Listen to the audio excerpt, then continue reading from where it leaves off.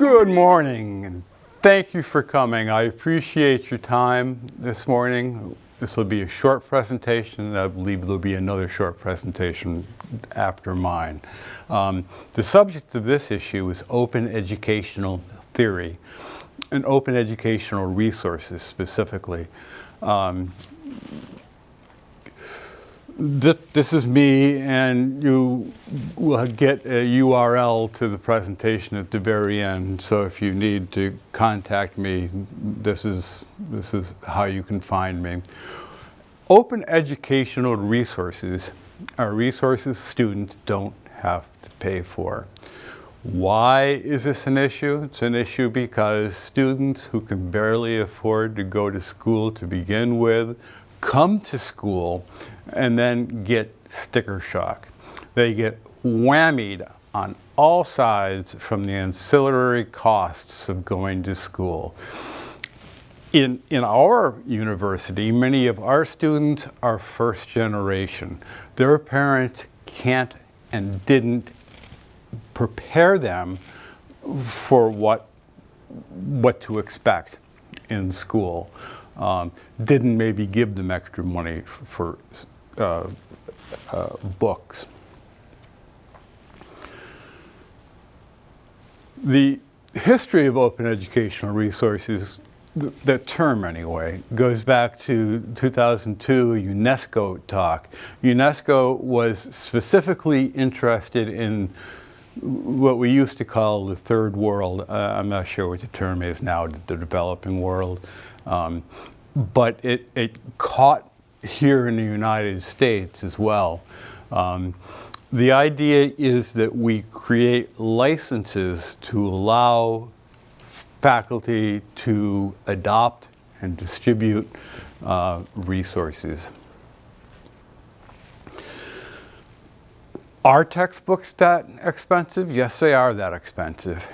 In the 1980s, they were rising 3 times above the rate of inflation. Excuse me. In the 2000s, it's 4 times the rate of inflation.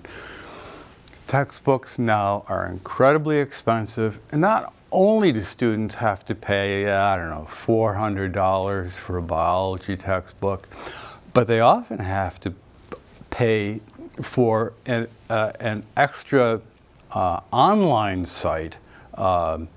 It's a kind of a getcha, $400 for the textbook, and in order to use the textbook, you've got to pay another $100 to access the information online.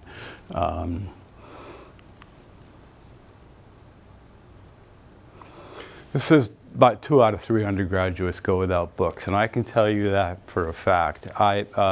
The last time I taught labor history, a student cheated, plagiarized on the first quiz of the year. It was an open book quiz, so one could consult the book. And she just went on the internet and just copied and pasted something that she found. When I approached her to this, she was very defensive. I said, look, it's easier just to go to it's an open book. You realize it's open book. It's easier just to go to the book than it is to go to the internet. She hemmed and hawed and whatnot. And I thought I'd gotten to her, but she did this time and time again throughout the course. And it occurred to me, she doesn't have the book.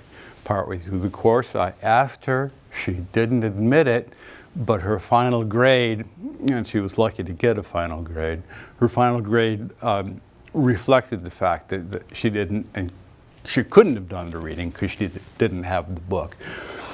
The problem there is these kids aren't getting educated. In many cases, they're failing. If they fail, and they fail lots of classes, they drop out. This is a retention issue. It's a serious retention issue.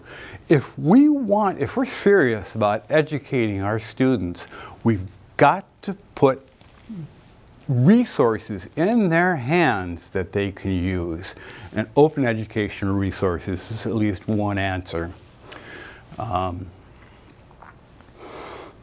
Here's a slide that suggests that the cost of textbooks is rising like the prescription drug market. I would say almost like the illegal drug market as well. But it's just more of the same. What do we do with open educational resources?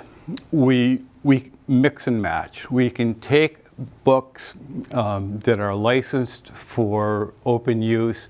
We can use one chapter. We can take that chapter, remove the conclusion, put in our own conclusion, remove some of the graphics, put in our own graphics, as long as we cite from where the source came. We retain usage rights, we can remix, we can revise, we can redistribute. That's the clue. And this is how we can do it, licensing. Creative Commons licensing. You probably didn't notice it, but there was a Creative Commons license on the first slide of this presentation, which means any of you can take this and use it. You can use it as is. You can just use a few slides. You can use most of the slides, but put in some of your own. Whatever. I don't care. I'm not saying, no, this is mine. I'm saying, man, it's yours. And I say the same thing with my history courses, right? My history courses are mostly taken from monographs and journal articles and whatnot. And I mix all that and create lectures from that. Well, it's not mine, is it? So my history lectures are free to anybody. Oh, these. Let me tell you a little bit more about these. This is just attribution. That's all it is.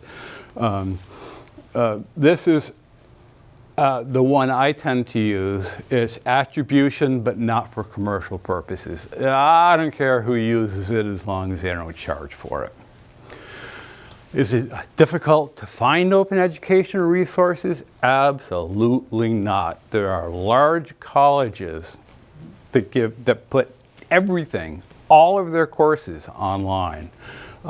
There are MIT and Yale, you might have heard of them. Merlot was known, it's the first site I became aware of, even before 2002, because it featured animations so that, say, chemistry teachers could use this tool to simulate a lab that they couldn't do with the equipment they had in their classroom. Merlot has grown, that's why it's now Merlot 2, because they've grown beyond specializing in that to being an open educational resources tool. I highlight Open Textbook Library because Vail, the virtual academic library environment of New Jersey, created right here by Ann Ciliberti, is partnered now with the Open Textbook Library. What kinds of resources are available? Well, textbooks, right? If you want a textbook, you can take it. You can take it and you can rip it apart and maybe add a chapter from another textbook and you're off. Okay, or you can just use the whole textbook. Or you can contribute your own textbook to the great mishmash. We're working with the English department now to do just that. And it's a very impressive project. I've been to the Open Library, to their headquarters in Minnesota, and it's quite an operation. Communities of practice are important for both faculty and the staff who, like me, who help you with open educational resource. Community of practice is getting together with people across your region, is how I use it, or the world, if you want to use a larger stage, and saying, this is what I do, what do you do, and getting ideas from people and seeing things that you've never heard of. You know, you do that here. You do that at the school, right? You share with people in your department, in your college, across colleges. Communities of practice are just that same thing, but because we've got the internet and we can talk to people all over the place, communities of practice can be a valuable tool for people. In fact, I run a community of practice, as it turns out, through NERCOMP, the Northeast Regional Computing Group. It is the regional group of EDUCAUSE. You probably know EDUCAUSE as the big educational technology, I want to say club, but you get the idea. It's growing. We just got it started. There's probably 100 people on it. We've got a couple of discussions going. Right now, it's mostly people like me, people who are helping faculty create courses, but it's also faculty as well. And we'd like more faculty on it because techs talking to each other is not enough. We need faculty in the mix, or it, you know, doesn't help. So how do you start doing this? Well, first of all, you decide what you want. Do you want to use the textbook, or do you want to try to adopt a course? You don't know which? Look through the resources. Take a day to just sit down and look through the resources and get some ideas. One example is an example of academic freedom, okay, that it gives us, the instructors. I've been talking about what it gives to students. I want to talk for a second about what it gives to faculty. In a history course I taught in the early 90s, I had difficulty finding a textbook because this Civil War era textbook, 1840 to 1880, most of the textbooks I found concentrated on the war and the carnage. I'm a social historian. I don't teach the war. I don't teach the carnage. So I looked at it all. I couldn't, and I was sitting there with all these journal articles in front of me thinking, my gosh, if only I could use these. And then I thought, well, why the hell not?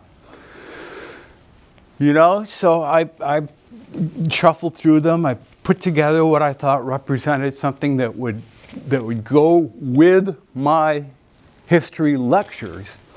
And I went down to the print shop and I said, can you make get permissions for all these and make 500 copies? Because I was in a different school. I lectured to large rooms. Can I make 500 copies? He said, sure. I said, how much is the cost? I forget what it was, but it was low enough that I paid for it with, out of my wallet on the spot. Then went up and got permission from the department, and they paid me back. Getting 500 copies to the lecture hall was something else, but the students didn't pay a thing, and I got to teach with a textbook that corresponded exactly with what I was teaching. It was amazing. This was in the early 90s, before OER existed.